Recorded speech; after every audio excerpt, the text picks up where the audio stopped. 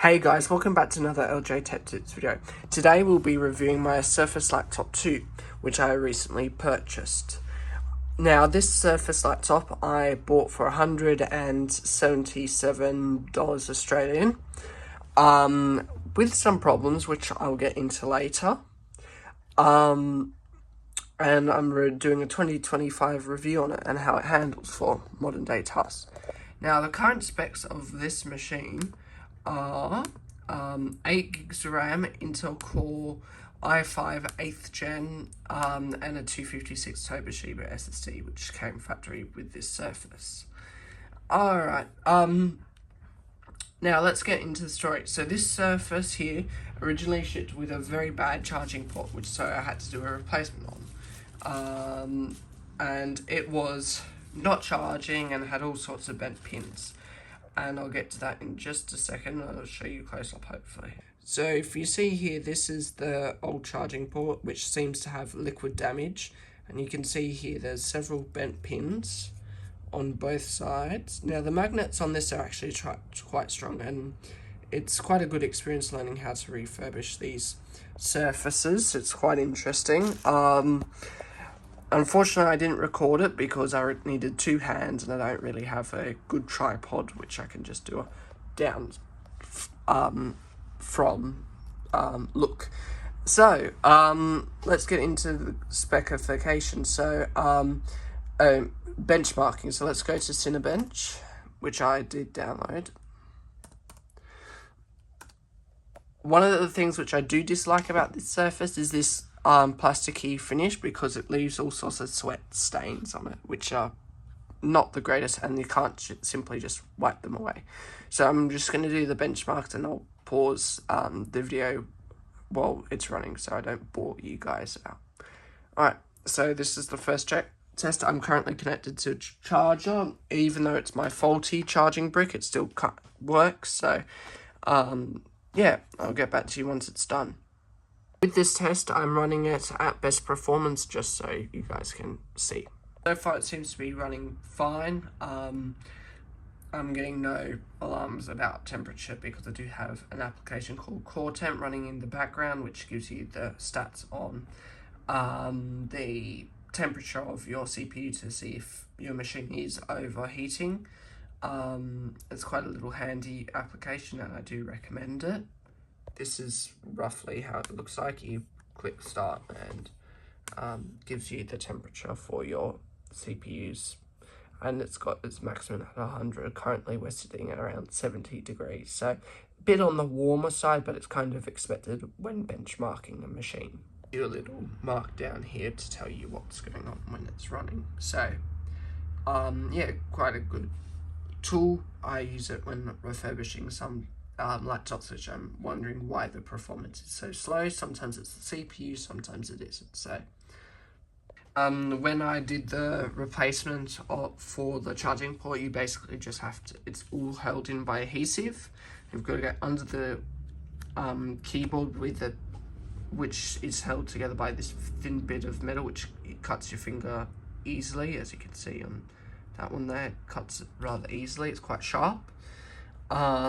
But they're relatively easy. It's like opening a smartphone type of thing.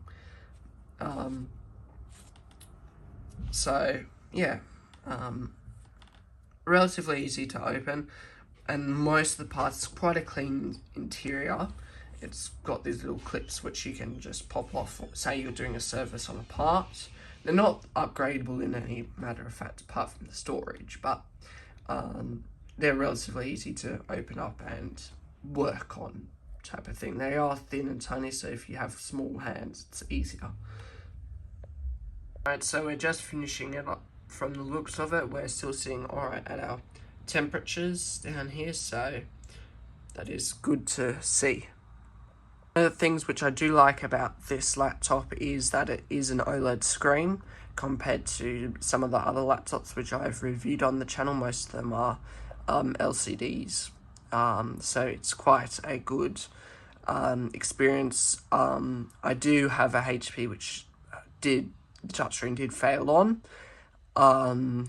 which did have a higher refresh rate. and that was OLED as well, but this is, I don't really mind having a refresh rate at 60, even if it's not the 120 hertz. I don't really mind. I don't notice it too much because I'm just basically doing basic web browsing. This is more of my study laptop, so yeah. And it sits at around 1 to 3 hours of battery life on my Surface. Now that does vary depending upon your battery report, which I'll get to once I finish the benchmarks. Alright, so we have our benchmark, which is for our Surface Laptop 2 with the i5 8th gen, which is this, 3159, which is kind of expected for a machine from 2018.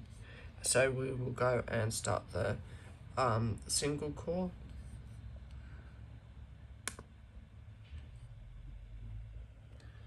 Alright, so we should be starting now.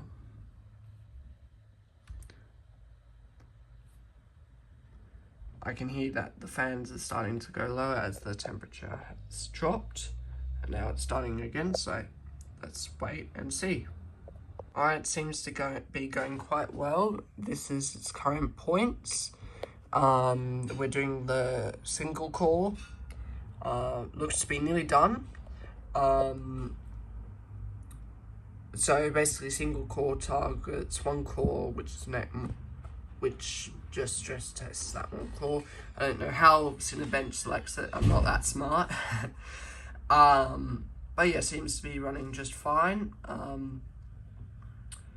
So yeah, I'll get back to you when it's done. All I've got to say is the fan on this machine is quite quiet. You can barely hear it, which is quite cool compared to some of the other laptops which I've had.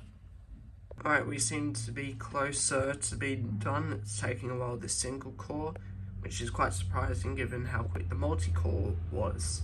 So, alright, we're in the home stretch now, which is excellent, and we'll see its final score. There's 2 more to go and then we'll be done. Alrighty. Oh, we actually perform, obviously not as good as an 11th gen. So we perform above average, which is quite good. I was expecting worse, but hey, I think that's alright. For a study laptop, that's just more for browsing the web than anything. It's more than fine. Alright, battery report. This battery has 412 charge cycles. So if that gives you any indication when buying these, this lasts around 1 to 3 hours on battery saver. I always run these machines on battery saver when I'm using them, so I can get the most battery life out of them, and I don't really do more than 2-3 tabs open at once, because I'm just doing basic word processing, browsing the web and research. So, would I recommend this laptop? Look, if you get it at a good price, yes. But say you spend more than $350 Australian on it, I wouldn't get it. So say it has a lower charge cycle than this. This has on a more average charge cycle, but these are solid machines if you run them on power. If you run them on battery, they'll perform just fine as well. I do like having Windows Hello. It's quite an actually good feature, but it depends upon if you want Microsoft scanning your face. Up to you on that compromise, but yeah, overall, solid machine. Doesn't have some of the newer standards like Type-C. It only has USB and DisplayPort out, mini DisplayPort out. I would be more happier if it did come with a USB Type-C, because then I wouldn't have to spend the $50 which I spent on replacing the charging port, which was a bit of a procedure, but I got it done in around 40 minutes following a tutorial that I found online. So if you get them at a good price, fine. This has no problems with the touchscreen or display. Keyboard will work fine. I just don't like the sweat stains. If anyone's got tips on how to remove those, can you leave them in the comments down below? And like always, have a great rest of your day. And thank you for watching.